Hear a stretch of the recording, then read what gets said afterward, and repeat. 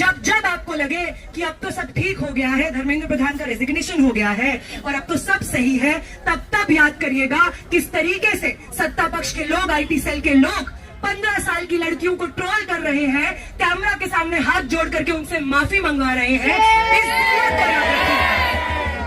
इस मूवमेंट का अगला कदम जो होना है वो ये होना है कि वो अमित शाह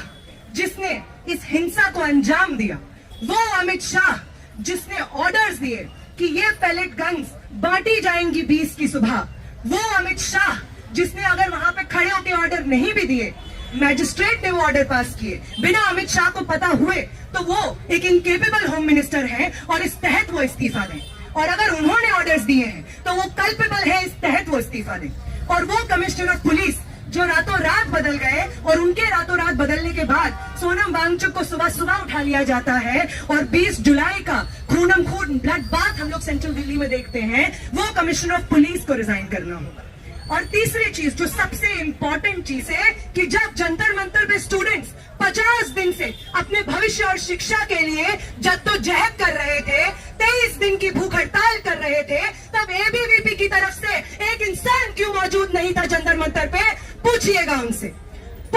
उनसे कि मिरांडा हाउस में जब जब चुनाव होता है, गेट तोड़ करके आपके संगठन के पुरुष दिन दहाड़े महिलाओं के कपड़ों पे कमेंट करते हुए, मार्शलाइज्ड जेंडर आइडेंटिटी से आने वाले लोगों के कपड़ों पे कमेंट करते हुए हमारे ही कॉलेज में, हमारी यूनिवर्सिटी में हमें अनसेफ क्यों महसूस कराते हैं? पूछिएगा उनसे,